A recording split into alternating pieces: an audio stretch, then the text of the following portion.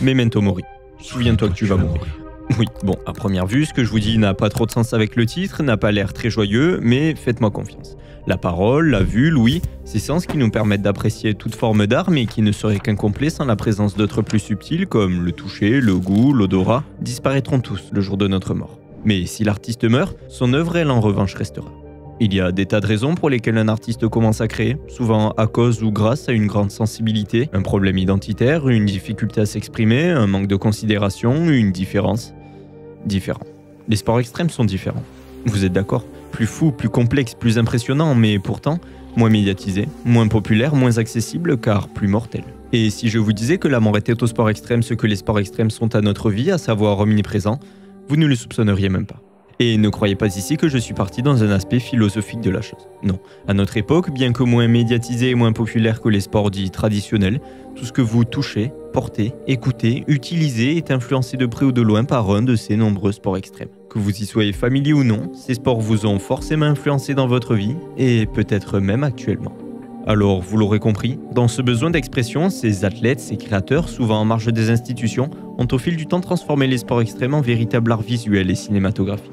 Et si la mort se trouve partout dans les sports extrêmes, c'est bien pour cette raison que les athlètes profitent le plus possible de tous leurs sens. C'est ce qu'ils essayent de nous retransmettre à travers chacun de leurs projets, à travers chacune de leurs œuvres. Alors, pour que chacun d'entre nous se souvienne aussi de ces artistes, nous allons aujourd'hui faire deux choses. Premièrement, on va essayer de se balader dans l'ombre au travers de l'art pour comprendre son influence sur nos vies, mais ça nous prendra du temps. Alors on va dans un second temps, pour mieux profiter de toutes ces œuvres, rallumer la lumière. Notre histoire commence aux États-Unis. On est en 1979 et on retrouve parmi ces artistes un mec en particulier. Son prénom c'est Sean, il a 25 ans, il habite en Californie et comme tout bon Californien de cette époque, il fait du surf mais il fait aussi autre chose. C'est un shaper. Il fabrique et vend dans son shop à Laguna Beach des planches de surf. Planches très colorées, très largement inspirées par le punk, le reggae, le hip-hop et comme tout bon artiste, Sean va rajouter une signature sur ses planches qui va littéralement devenir derrière Ralph Lauren et Levi's la marque de vêtements américaine la plus importante de tous les temps. N'ayons pas peur des mots. Sans Sean, le prêt-à-porter streetwear comme nous le connaissons actuellement n'existerait probablement pas. Mais tout est si complexe dans cette histoire que je suis obligé de vous expliquer quelques petites choses pour comprendre comment on en est arrivé là. Avant de nous y mettre, ceci dit, aujourd'hui on parle de l'art, alors je me permets de rapidement vous parler du partenaire parfait pour cette vidéo, The Answer, un plugin de correction et d'émulation de films analogiques disponible sur After Effects, Premiere Pro, DaVinci Resolve et Final Cut Pro qui va vous permettre de recréer un look cinématique à vos vidéos. Au lieu de m'embêter avec une série de nœuds interminables pour ma colorimétrie, je glisse The Answer sur mon clip et je donne le look que je veux à ma vidéo. Vous pouvez modifier le grain, l'exposition, le vignettage, les couleurs, le contraste, l'effet d'halation, de bloom et tout un tas d'autres réglages comme des dizaines de profils de pellicules célèbres, Kodak, Fuji, Ilford. Je vous avoue que je n'ai pas tout testé, vous comprendrez pourquoi. Il y en a énormément. Pour vous donner une idée de ce que peut faire The Answer, voici un plan que vous avez vu pendant l'introduction et voici ce même plan une fois étalonné grâce à The Answer. J'ai une totale liberté concernant ce que je dis sur ce plugin, alors je vous le dis, cela faisait une éternité que je le voulais. Il y a juste deux petits problèmes que j'ai notés selon moi. Il faudrait rajouter un denoiser qui permet d'enlever le bruit sur vos images et ensuite il demande beaucoup de puissance à votre ordinateur pour lire vos rushs correctement. Je vous avoue qu'avec mon MacBook Air M2, ça rame pas mal avec The Answer. Je sais, je dois changer pour le montage, c'est prévu, c'est pour ça que cette vidéo a mis 10 ans à sortir. Bref, on va se calmer. Concernant le reste, tout est facile à comprendre. Vous pouvez vous amuser, tester un bon nombre de possibilités. Si vous voulez tester The Answer, vous pouvez bénéficier d'un essai gratuit. Je vous mets le lien en description. Et cerise sur le gâteau, si vous êtes conquis après l'avoir testé, vous pouvez bénéficier de 10% de réduction avec mon code FLEMME. Et en retour, je toucherai une commission de 10%. Il existe aussi une application disponible sur iOS et iPad que vous pouvez encore une fois tester gratuitement. Tous les liens sont dans la description. Et nous, on peut maintenant reprendre notre vidéo. On est aux États-Unis, en 1965. Pour vous situer, Sean Stussy n'a encore que 11 ans et on assiste à l'un des combats les plus mémorables du noble art. Ok, je vous la fais courte, ce soir-là on a d'un côté un petit rookie, se faisant encore appeler Cassius Clay, et de l'autre le champion du monde poids lourd, Sonny Liston. On ne va pas revenir sur les controverses concernant ce combat, ni d'ailleurs sur aucune autre controverse ou polémique qu'il pourrait y avoir en creusant certains sujets abordés dans la vidéo. On pourra faire ça un autre jour si vous voulez. Ce qui nous intéresse, c'est l'art, et l'art en particulier, ceci. Le coup de poing fantôme. C'est comme ça qu'on l'appelle. À ce moment-là, Sonny Liston est à terre, Mohamed Ali triomphe sous la lumière. Ça y est, la photo sportive la plus mythique de l'histoire venait d'être prise et allait devenir le début de notre histoire. Des photos comme elle semblant tout droit sorties d'un Rocky, il y en a d'autres. Et elles ont tout un point commun. Ni Lifer. Juste au bord du ring pendant le combat.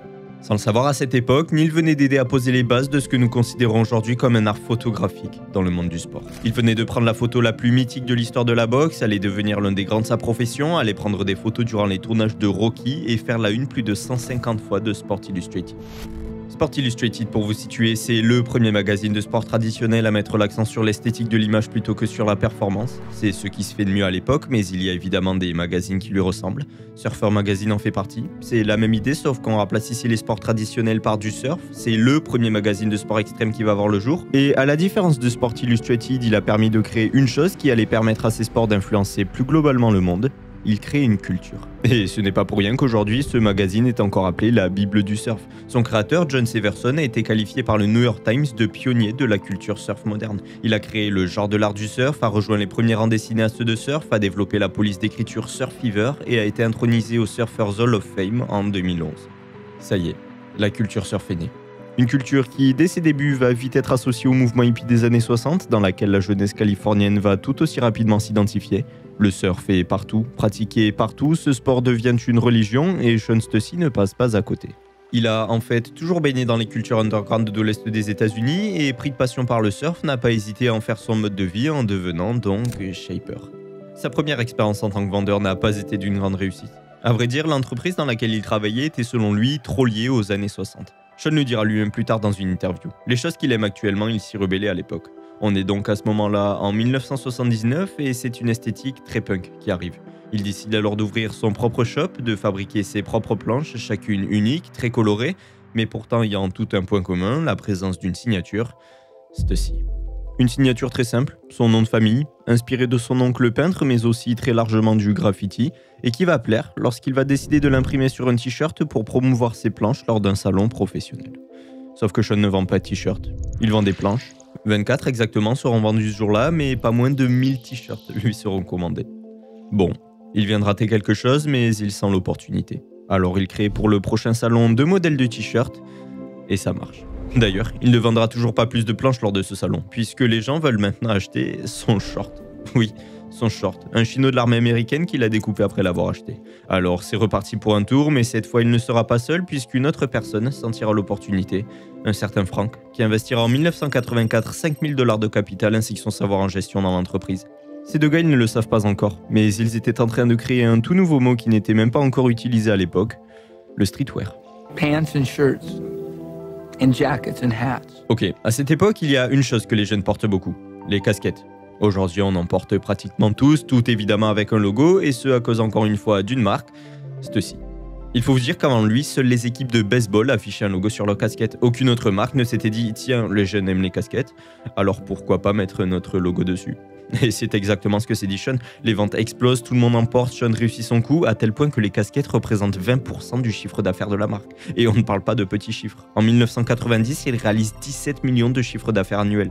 Il concurrence des marques comme Rip Curl, Billabong, O'Neill, Hurley, mais surtout Quicksilver, qui aura, vous le verrez, une autre grande importance bien plus tard dans le monde du sport extrême. Bref, malgré l'explosion, Sean se place quand même comme un anti-luxe. L'un des premiers modèles à succès fut le Stussy numéro 4 Pigment Dainty, reprenant le logo Chanel, mais cette fois avec 2 S, pour Sean Stussy. La marque s'affirme, se rebelle, devient logiquement très vite l'idole des jeunes de toutes les sous-cultures, rap, skate, surf, graffeur, et s'exporte dans le monde entier. Naît alors un nouveau projet, le International Stussy Tribe. Le but, réunir donc des artistes du monde entier, de toutes ces sous-cultures, sous une seule et même marque, Stussy. Pour ça, 4 villes sont choisies, New York, Paris, Londres et Tokyo. Chacune ayant en son sein un ou plusieurs membres représentants de la marque, généralement et très simplement des amis de Sean. Pour reconnaître les membres, c'est simple, chacun portait une veste Stussy personnalisée. Et je peux vous dire qu'à l'époque, ce dernier a eu un très bon œil pour choisir ses amis. Parmi eux, on retrouve Hiroshi Fujiwara, DJ considéré comme la personne ayant rapporté le hip-hop au Japon, mais aussi futur créateur de la marque Good Enough et du monstre Fragment, qui va notamment collaborer à plusieurs reprises avec le rappeur Travis Scott ou encore Maserati, Moncler, Louis Vuitton, Beats, Cyberpunk 2077 et même Yanmar avec leur yacht. On retrouve aussi Tomoaki Nagao, plus connu sous le nom de Nigo, actuel directeur artistique de Kenzo, mais aussi futur fondateur d'une marque pilier dans le monde du streetwear, Bape, mais aussi plus tard Human Made. Des collaborations vont encore naître avec Burton, Asics ou encore New Balance. On retrouve ensuite Eddie Cruz, futur créateur de la marque Undefeated, Keith Haring, célèbre peintre que vous connaissez tous pour ses petits bonhommes. Paul Mittelman, futur directeur des designs chez Adidas, qui travaillera notamment avec Kanye sur la création des Yeezy. Dante Ross, producteur et AR, qui signera entre autres KMD, un groupe composé d'artistes pas très connus comme DJ Subrock ainsi que son frère Zevlovix, plus connu sous le nom de MF Doom. Oui, rien que ça. Il a aussi signé Busta Rhymes, remporterait un Grammy Award du meilleur album de l'année pour Surnatural de Santana, connu pour la musique Maria Maria que je ne peux pas vous mettre à cause des droits d'auteur. Et pour finir, on retrouve dans cette liste non exhaustive Mick Jones, membre du groupe The Clash, connu en grande majorité aujourd'hui par les jeunes grâce à la série Stranger Things pour la musique Should I Stay or Should I Go. Et oui, je l'avoue, n'en déplaise aux puristes, je faisais bien partie de ces jeunes lors de la première saison. Bref, à cette époque, les membres de la tribu Stussy ne sont pas encore tous connus, mais il est indéniable qu'ils ont marqué durablement notre culture et que leur influence se retrouve partout aujourd'hui. Et si Sean se qualifiait d'anti-luxe à ses débuts, il commencera plus tard des collaborations avec Louis Vuitton, Nike sur la célèbre Nike Dunk Low Stussy Cherry, se revendant à plus de 3000 $ aujourd'hui, puis Levi's, New Balance, Marvel, même Fragment évidemment, Dior plus récemment. Et si cette marque est à l'origine une marque de surf, il en existe une autre qui va se rapprocher davantage d'une autre discipline, le skate.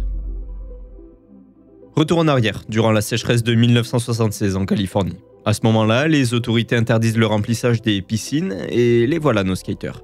Les Z-Boys plus exactement, qui sont en fait d'abord des surfeurs mais qui en l'absence de vagues décident de s'amuser dans ces piscines vides.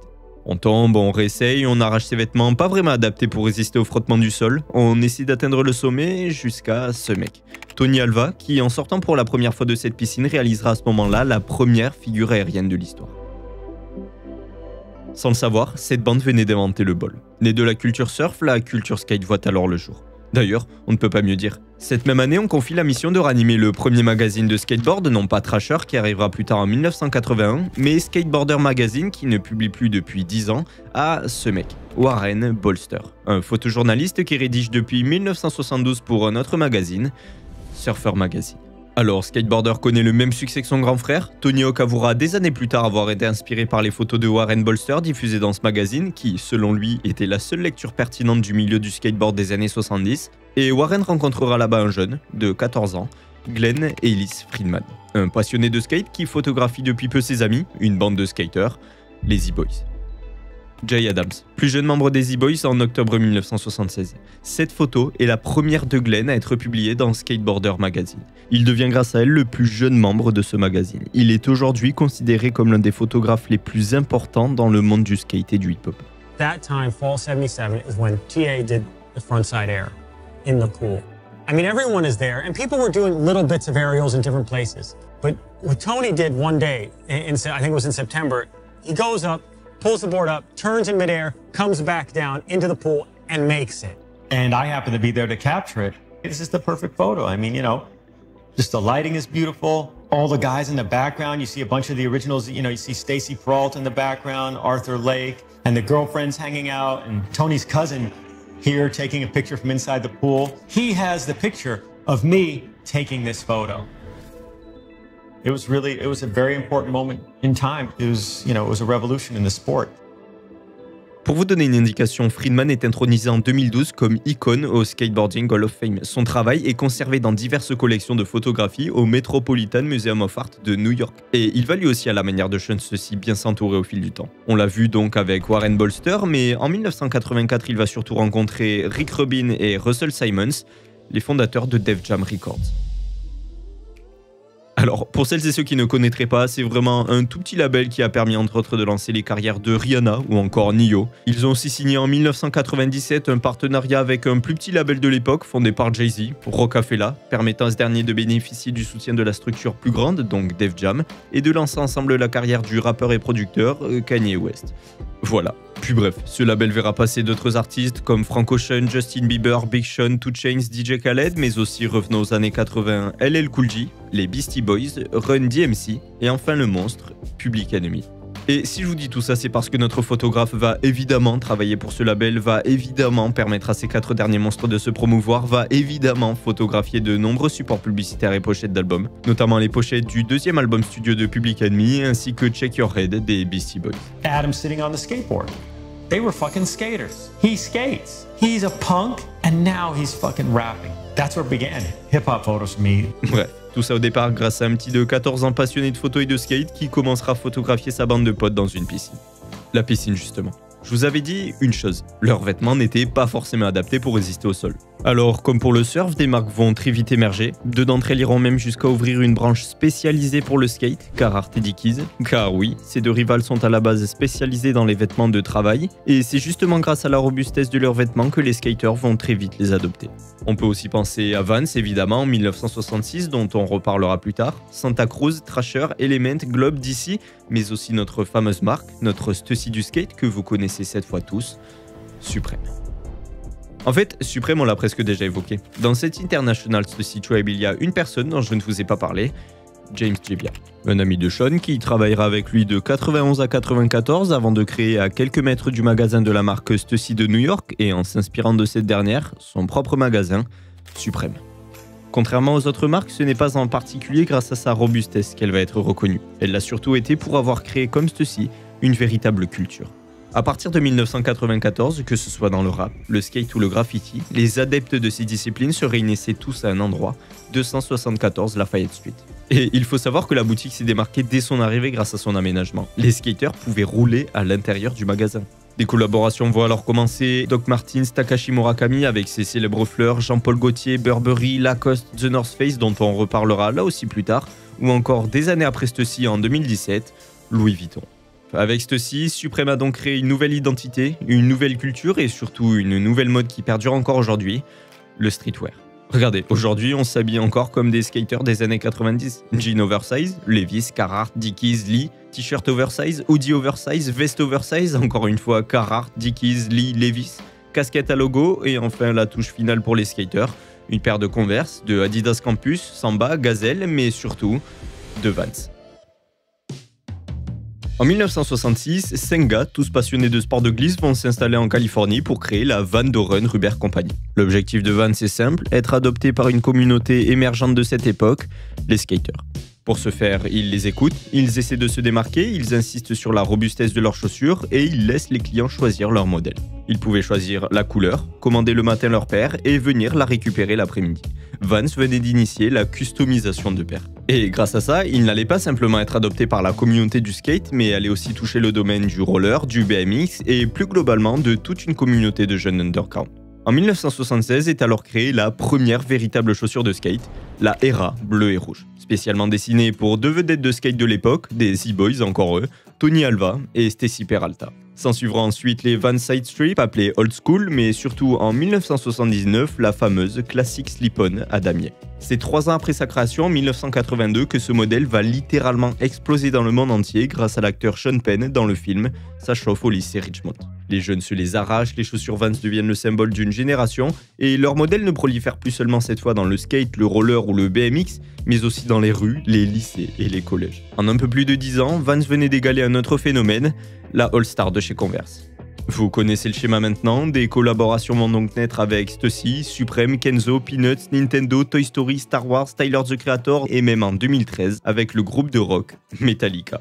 Et en parlant de musique, après avoir créé un skatepark Vans à Orange aux États-Unis, puis le Vans Triple Crown Series, réputé pour être l'une des compétitions de surf les plus prestigieuses au monde, la marque créait le Vans Rap Tour, un festival de punk rock ayant permis de faire connaître des artistes que vous connaissez tous aujourd'hui. Tous les groupes que vous avez pu entendre en jouant à Tony Hawk Pro Skater s'y sont probablement déjà produits. Et je rassure les plus jeunes qui pourraient ne pas être de grands adeptes de ce style, vous avez vous aussi forcément déjà entendu l'une des musiques de certains de ces groupes grâce à une plateforme, TikTok. Ok, je vais vous mettre de très courts extraits musicaux, je suis désolé à cause des droits d'auteur, mais vous verrez qu'ils suffiront pour être reconnus. Le groupe ayant le plus participé à ce festival, 12 fois, s'appelle Simple Plan. Pour certains, ce nom ne semble pas vraiment familier, mais si je vous donne l'un de leurs titres les plus connus, I'm Just a Kid, les plus nostalgiques d'anciennes trends TikTok ont déjà compris de quel son il s'agissait.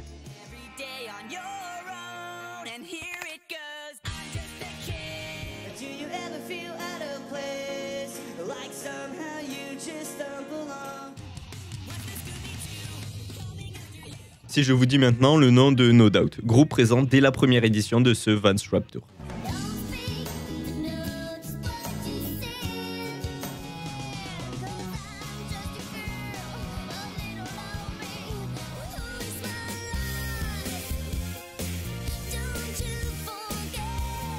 Je vous l'ai dit, l'influence des sports extrêmes est partout. Si des poids lourds comme Fall Out Boy ou Paramore en sont là où ils sont aujourd'hui, c'est très certainement parce qu'ils ont sillonné l'Amérique pendant plusieurs années à bord de ce Vans Warped Tour.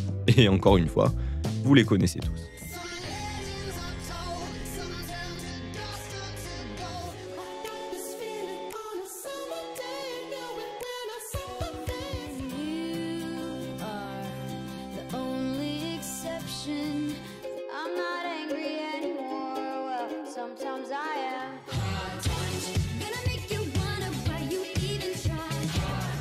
Ce festival a aussi vu passer des artistes plus établis comme Eminem, Katy Perry, les Black Eyed Peas, Linkin Park, Billy Idol ou encore Green Day.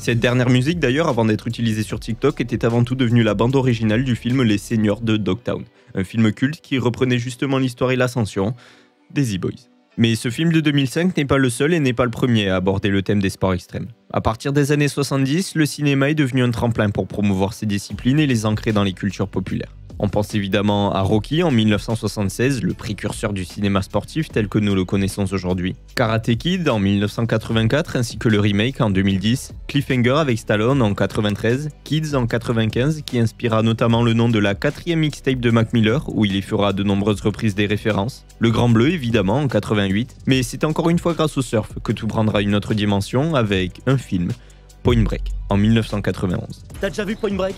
Oui, en concert. Le film Point Break avec Patrick Swayze. Avant d'être devenu la source d'inspiration principale de Brice dans le film Brice de Nice et d'évoquer la philosophie autour de la liberté dans les sports extrêmes, notamment de surf, ce film met aussi en avant des scènes d'action et des cascades extrêmement réalistes. Bon, évidemment, les acteurs ne savent pas forcément faire de surf, alors ça tombe bien, puisqu'à cette époque, un groupe de surfeurs va se former sur l'île de Maui à Hawaï, le Strap Crew. Si vous avez vu ma dernière vidéo sur Kailini, vous savez qui ils sont. Et pour les autres, je vous le réexplique très rapidement. Ils sont des pionniers du surf qui inventeront notamment la technique du surf tracté. Si je vous en parle, c'est parce que ce sont eux qui doubleront les séquences de surf dans ce film. Derek Dorner, Dave Kalama et évidemment Laird Hamilton. D'ailleurs, ces deux derniers seront aussi présents dans le remake de 2015, avec d'autres athlètes comme Jeb Corliss en base jump, Anna Bader en plongeon de haut vol, Chris Charmant en escalade, Yann Walsh et Raymana en surf, ou encore le français Xavier Delerue en snowboard. Pour ce remake, tout est vu en grand. La technologie a évolué, la cinématographie dans le monde du sport extrême s'est améliorée, mais cette même année, en 2015, un autre film d'action va lui aussi utiliser de gros moyens pour ses scènes, Fast and Furious 7. Pour accentuer le dynamisme et l'immersion de certaines scènes, particulièrement dans celle de l'avion cargo, la production a utilisé de toutes petites caméras d'action qui vont révolutionner la manière dont les sports extrêmes sont filmés, les GoPro. Et cette petite caméra, cette nouvelle innovation nous vient encore une fois de là où tout a commencé pour les sports extrêmes, la Californie. On est en 1998, on retrouve de nouveau un gars, encore une fois passionné de surf, Nick Woodman, futur PDG de GoPro. À cette époque, Nick a 26 ans, son objectif a toujours été de devenir millionnaire avant 30 ans. Il sait que l'avenir se trouve dans la technologie, les ordinateurs, internet, mais il a déjà échoué 2 fois. Il n'a plus de boulot, plus d'idées, mais il a encore de l'argent. Il est le fils d'un banquier d'affaires. Alors il décide de quitter la Californie pour aller surfer en Australie et en Indonésie pendant 5 mois. C'est en préparant ce voyage qu'il trouvera l'idée qui changera sa vie.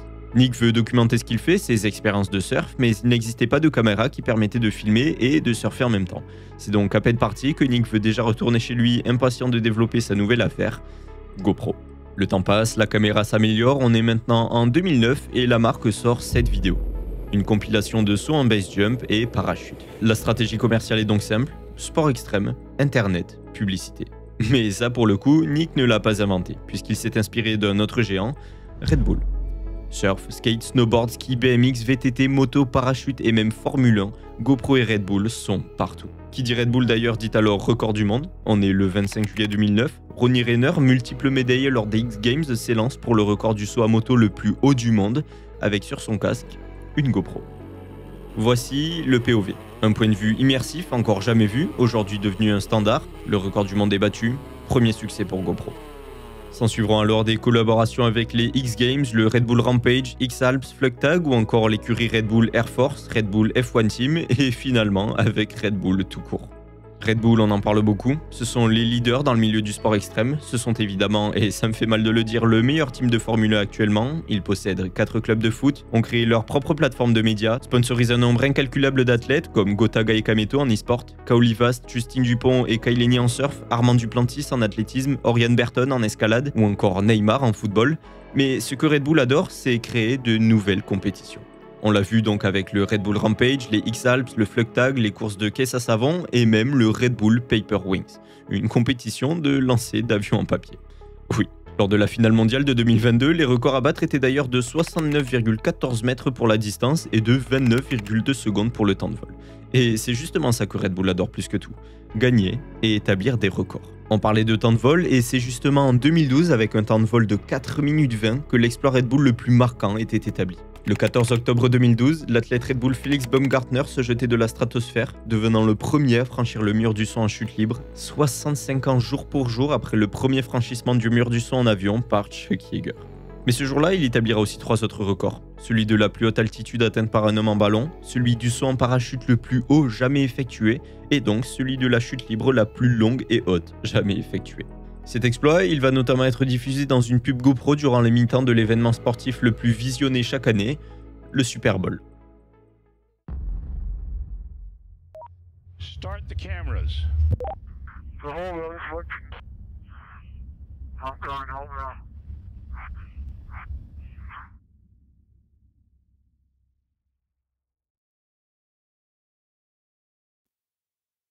Bon, la machine est lancée.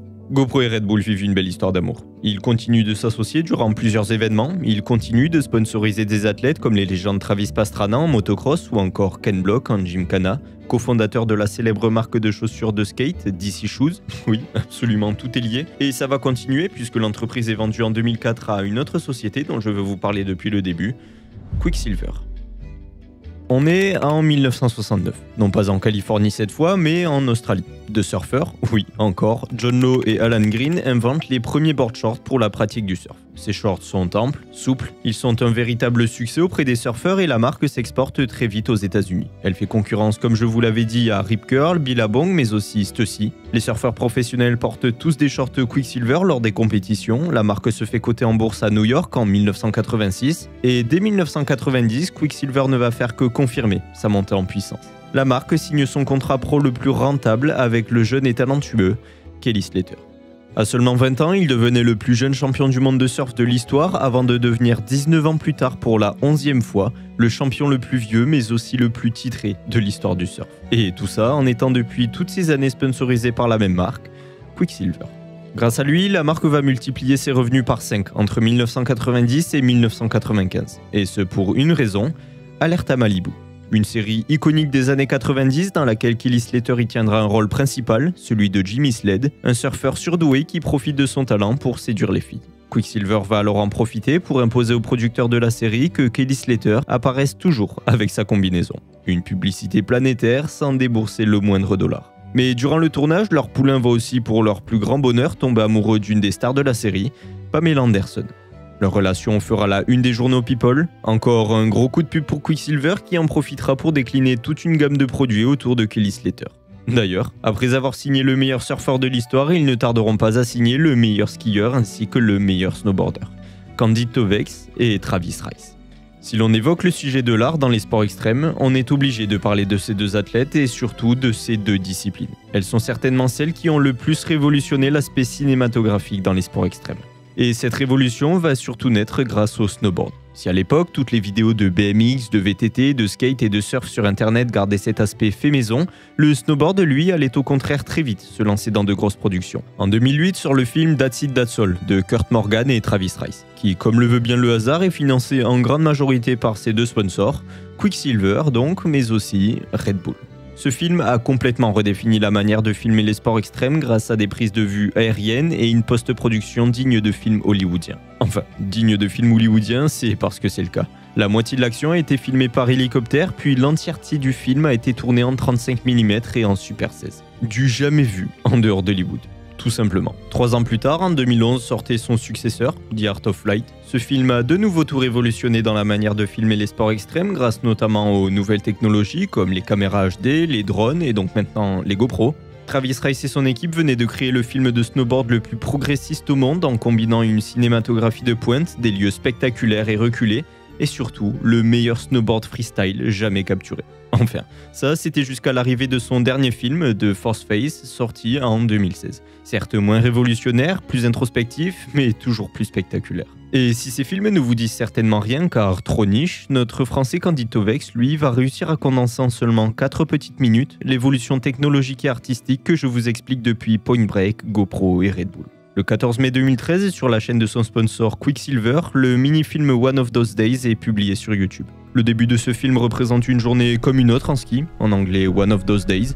Tout est filmé en POV grâce à une GoPro, ce qui laisse cet esprit fait maison, très simple, que l'on retrouve dans le skate et le surf, mais en réalité, cette vidéo n'a rien de simple. Chaque trick que Candide replaque est imprévisible, dangereux, rapide, et il n'aura pas fallu longtemps pour qu'Internet fasse son travail. 7 millions de vues. C'est déjà énorme, mais c'était sans compter sur le 2e épisode. 29 millions de vues.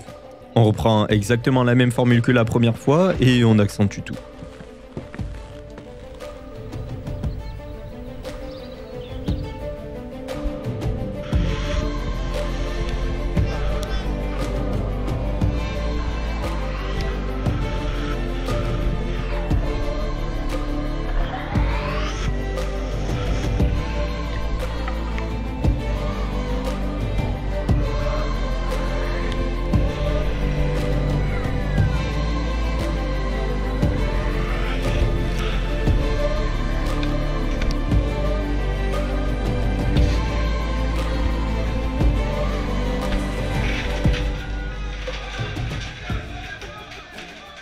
Je ne sais pas si vous vous rappelez de cette époque, mais cette vidéo apparaissait sur absolument tous les bêtisiers et zaps de la télé. Même si vous n'aviez jamais skié ou jamais été intéressé par ces sports, vous avez obligatoirement déjà vu ce mec à la télé. Grâce à cette œuvre, Candide avait réussi à promouvoir les sports extrêmes auprès du grand public. En revanche, il n'avait pas encore fini son œuvre. Pour finir en beauté, il réalise le 3e et dernier épisode de cette série, One of Those Days 3.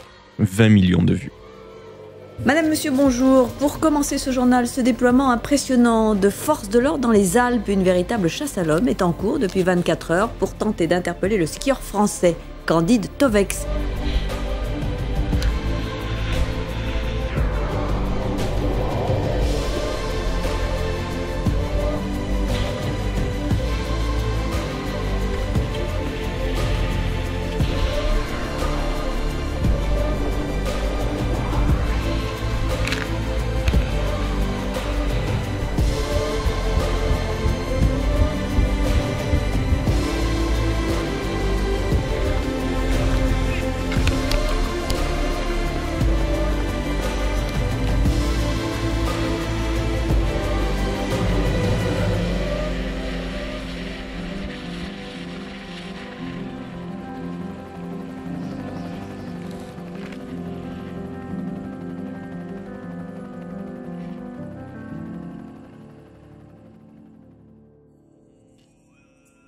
Bon, ok.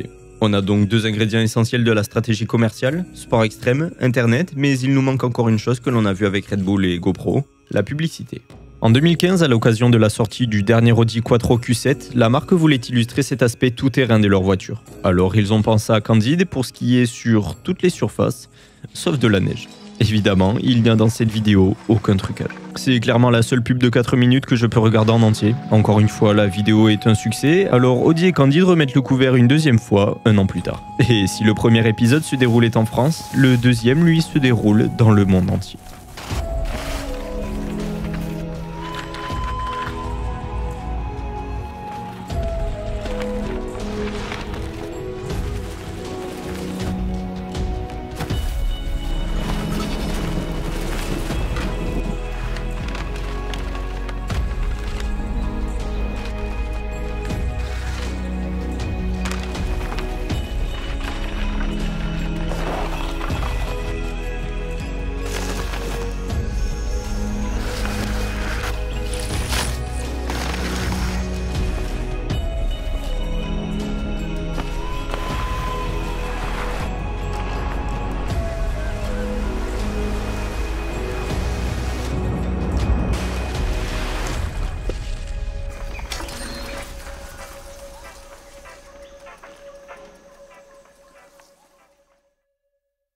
9 mois de repérage ont été nécessaires pour trouver les spots et 3 mois de tournage pour réaliser cette vidéo dans 10 pays différents.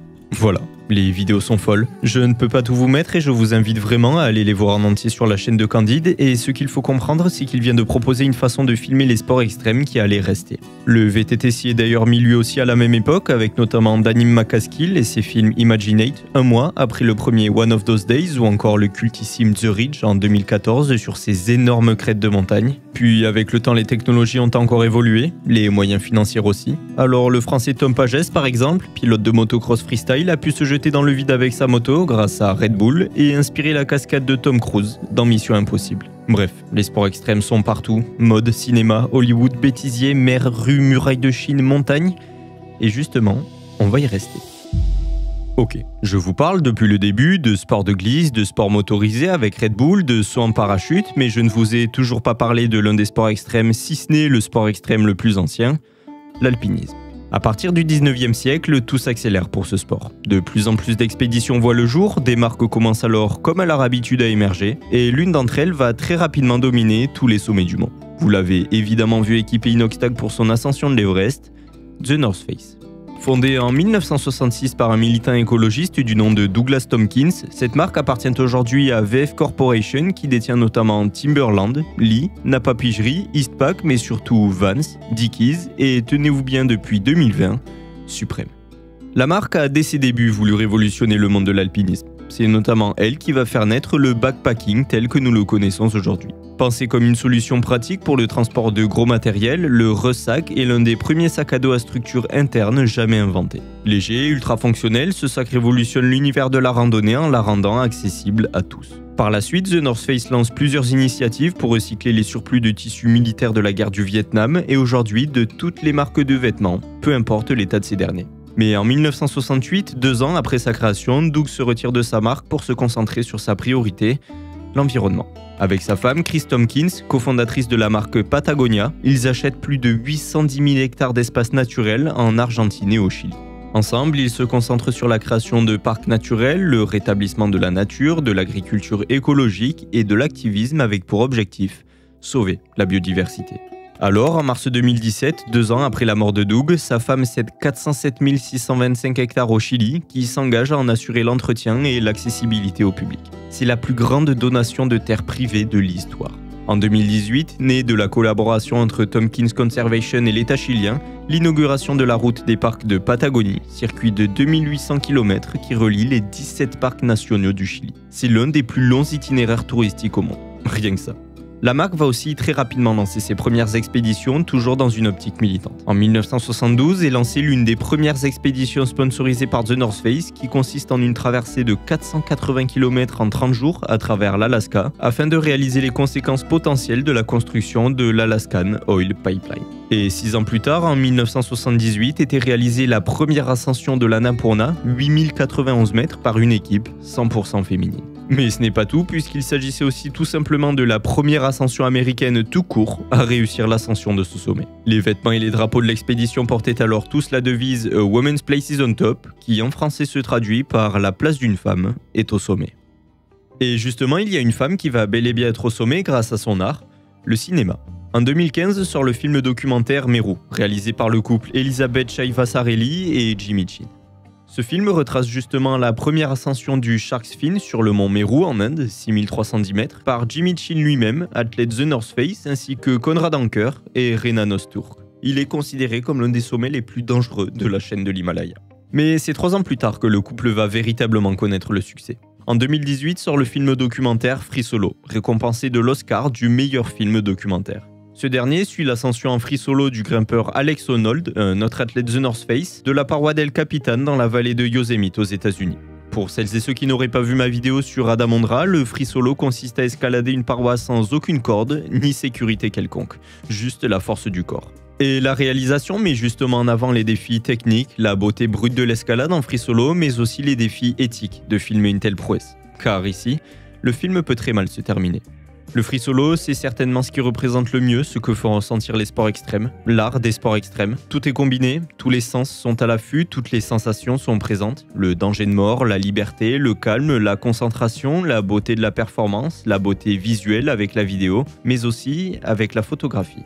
On en a déjà parlé, mais la photographie a joué un rôle essentiel dans la conservation et l'évolution de l'art dans les sports extrêmes. Je pourrais vous citer Jimmy Chin en alpinisme justement, qui a immortalisé la première ascension du downwall par Kevin Yorkson et Tommy Caldwell, mais aussi donc l'ascension en free solo d'Alex Honnold. Ou encore Chris Wright, photographe d'aventure australienne, Leroy Bellet, qui a photographié la photo de surf considérée comme étant la plus belle de tous les temps dans ce sport. Glenn Ellis Friedman en skate, mais aussi dans le rap et le hip-hop, on en a déjà parlé. Ou encore Chris Buckard, photographe de surf pour Surfer Magazine, la boucle est bouclée, qui travaille dans des environnements extrêmes comme l'Islande ou l'Arctique. C'est grâce à toutes ces personnes de l'ombre que l'on peut profiter des prouesses techniques des meilleurs athlètes du monde.